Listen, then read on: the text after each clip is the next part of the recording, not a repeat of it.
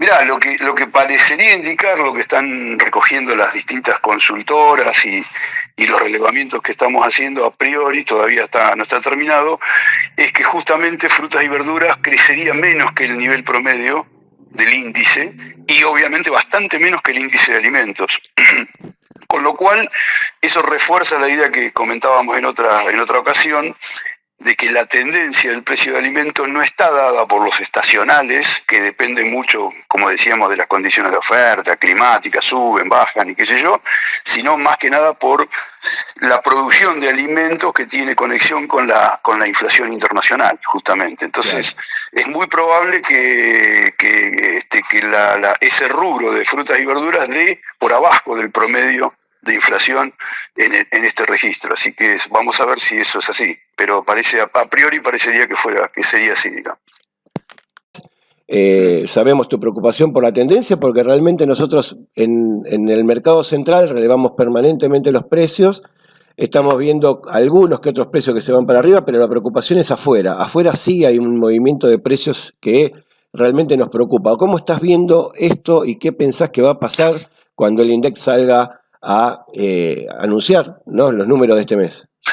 No, va a haber, todo el mundo está descontando, las consultoras, por lo menos las más importantes, una inflación por lo menos en torno al 6% aproximadamente, si vos haces un promedio de las consultoras con un salto mayor motorizado por el tema de alimentos, aunque no solo alimentos, pero fundamentalmente alimentos. Así que ese es el panorama, y acá la discusión, digamos, que se va a plantear con todavía más urgencia es, bueno, qué política va a tener el gobierno frente a esto que ya es un hecho de la aceleración inflacionaria, que le va a poner un piso a la inflación, yo sospecho en torno al ser más cercano al 70 que al 60, digamos. Y bueno, y ahí está la discusión de las medidas posibles para amortiguar esto, que además se agrava en algún sentido porque no hay ninguna perspectiva de que, yo no soy un especialista, pero lo que dicen por lo menos los que están informados, de que la guerra termine en el corto plazo. Entonces, esta situación se puede prolongar en el tiempo, lo cual va a necesitar medidas, un paquete de medidas, digamos, para poder, por un lado, contener un poco la aceleración de la inflación y, por otro lado, poder compensar a los sectores más vulnerables que van a sufrir con la inflación de alimentos, ¿no? Bueno, de hecho, en el sector en el que nosotros estamos, ya se publicó las ideas de hacer una canasta para contener los precios de la papa, el tomate y la cebolla, con unos precios que esto era hace un mes. Ahora, ¿cómo se hace para hacer un fondo fiduciario o un instrumento para poder contener esos precios cuando lo que decís vos, ¿no? No hay certidumbre sobre productos que tienen precio dólar y no hay certidumbre sobre qué precios de referencia uno va a tener en el mercado interno?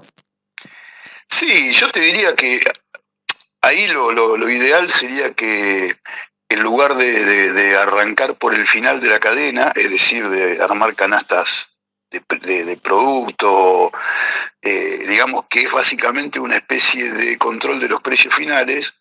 Los precios finales son el resultado de un proceso de costos, entonces te convendría ir para atrás, digamos, y tratar de pegar por el lado de los costos. Por ejemplo, yo creo que por un fondo de fiduciario para subsidiar costos de importaciones puede ser útil. Esto que yo decía antes, ninguna medida va a ser, digamos, va a resolver el problema. O sea, lo que estamos buscando acá es un paliativo, y cuanto más paliativos uses, más podés compensar. Entonces, el subsidio, suponete, para los que usan trigo y maíz, eso puede ser una medida, un paliativo. Se está, digamos, el gobierno en parte lo cerró al debate, pero se sigue discutiendo el tema de retenciones, que es una medida medio todavía en el aire, A pero medio camino, ¿no?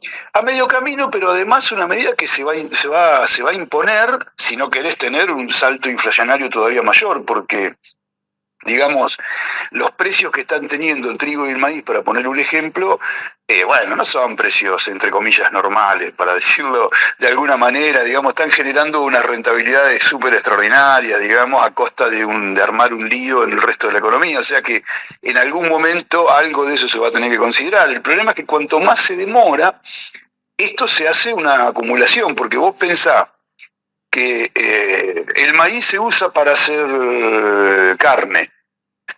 Claro. Y la carne entra en el costo del salario, y el salario después sube, y bueno, entonces se arma una cadena. Cuanto más tardás, la cadena acumulativa de costos y precios se va haciendo cada vez más grande.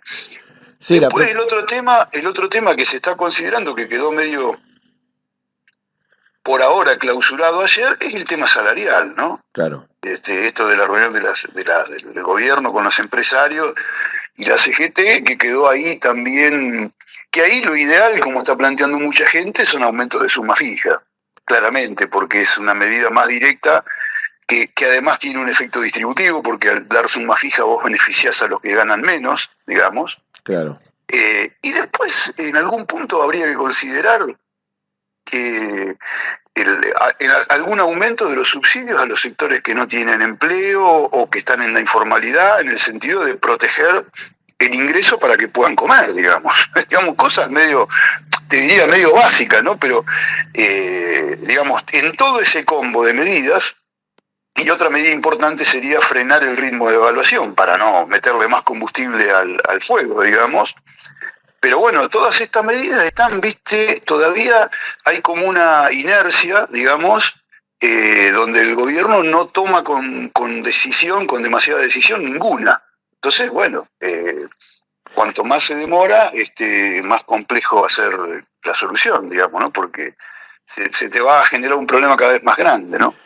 Nosotros en el último reportaje que te hemos hecho, nos quedó claro que hay una inflación núcleo, ¿no? Y que claro, hay que justamente son 3 temas importantes o 3 ítems importantes: el tipo de cambio, las tarifas, y vos hablaste también del tema de la puja distributiva, particularmente en nuestro país, con una tradición muy fuerte de sindicatos organizados y de legislación también en vigencia.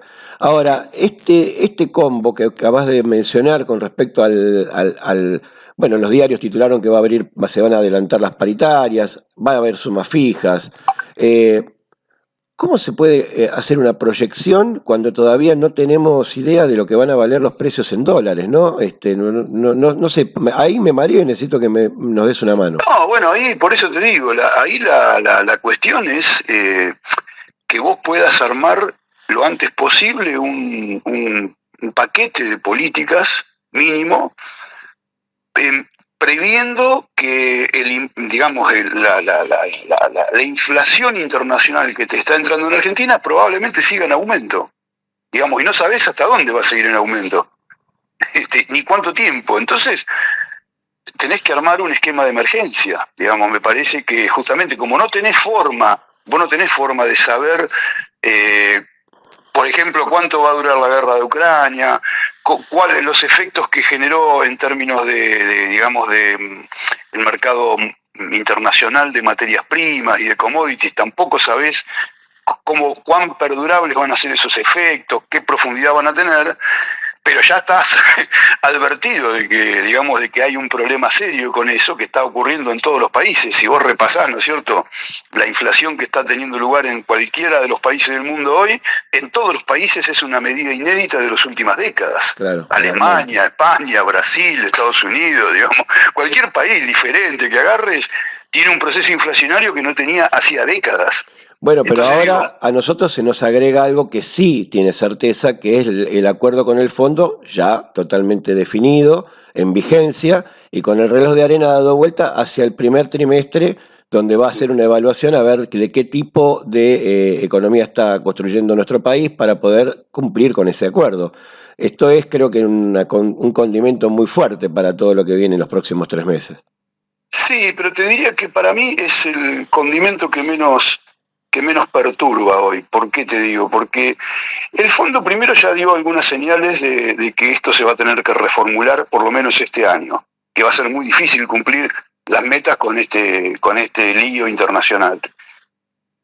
Quizá la meta más estricta del fondo es que vos no uses las reservas que el fondo digamos, te dio con el último, El último digamos, tramo. con el último tramo. Es decir, que no las gastes. Bueno, está bien.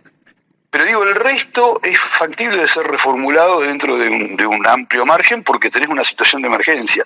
Me parece que el problema más serio es acomodar la situación política interna para que eso se pueda hacer. Poner retenciones es un problema político. Aumentar los subsidios es un problema político porque tenés que convencer a parte del gobierno de que tenés que hacer más gasto público en el fondo. Claro. Digamos, bajar el ritmo de ajuste del tipo de cambio tiene efectos distributivos y hay gente en el gobierno que cree que el tipo de cambio real no se puede atrasar y toda esa cosa, cuando, digamos, es claro que el nivel del tipo de cambio real hoy, en términos históricos, es relativamente alto y que vos en una emergencia podés atrasarlo por lo menos 6 meses, digamos, no te vas a suicidar. El riesgo mayor es que la inflación se te vaya al 80 o al 90. Digamos, no que el tipo de cambio el tipo de cambio real se atrase 5 puntos, digamos. Ahora, el tema el tipo de cambio, la manera en que los países, por lo menos los países que producen lo mismo que nosotros, ¿están teniendo el mismo recorrido de evaluatorio como para defender la posibilidad de sus exportaciones? Como una de las maneras de defenderla. Sí, pero en realidad el tipo de cambio real tiene un efecto muy, pero muy limitado sobre las exportaciones. Porque las exportaciones, lo que Argentina le vende al mundo depende del nivel de demanda de los socios comerciales de la Argentina y eso depende mucho del nivel de actividad de ese país. Por ejemplo, si vos mirás, nosotros le exportamos un tipo de automóviles a Brasil. Las exportaciones de origen industrial de Argentina a Brasil básicamente es eso. Y cuando vos mirás la evolución de las exportaciones industriales de Argentina a Brasil, están fuertísimamente correlacionadas con el nivel de producto, con el nivel de actividad de Brasil, y cero correlacionadas con el tipo de cambio. Ajá, mirá. ¿Qué quiere decir? Cuando Brasil crece, el ingreso de Brasil crece y te compra más, digamos, claro. Simple. Digamos, lo mismo pasa con China, cuando te compra más commodities básicas alimentarias porque crece la economía china y demanda más porque crece, digamos, porque la usa para alimentar gente, para producir proteína animal, para producir carne, lo que sea.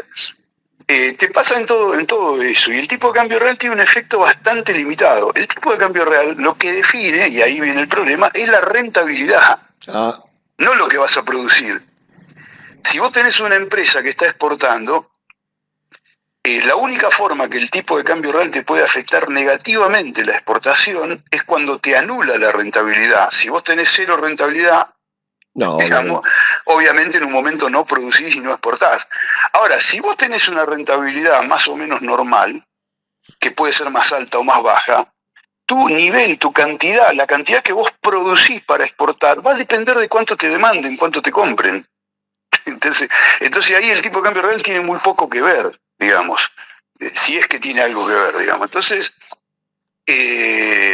los países lo que están haciendo básicamente es justamente al revés. Están subiendo las tasas de interés en parte para controlar el tipo de cambio y en parte para amortiguar el efecto de la inflación internacional. Cuando vos tenés que el tipo de cambio está estable, fijo o crece poco, obviamente, digamos, si yo quiero importar una tonelada de trigo que vale, por decir un número porque no me acuerdo de memoria, pero $450, a un tipo de cambio que está subiendo todo el tiempo, eso me va a generar cada vez más inflación interna, digamos. Por Entonces, supuesto, claro. Si el tipo de cambio crece poco o nada, vos ahí podés, esa es una herramienta para amortiguar la inflación y muchos países lo están haciendo, digamos, están tratando. Brasil subió mucho la tasa Selic, la tasa de interés, para justamente, entre otras cosas, provocar ingreso de capitales, mantener el tipo de cambio controlado y mantener uno de los focos de inflación bajo control, digamos, porque aparte los gobiernos no pueden controlar los precios internacionales, la mayoría de los gobiernos. Claro. Entonces lo que sí pueden controlar son sus variables de política interna. Así que bueno, ese es el punto, digamos, del que estamos hoy, me parece.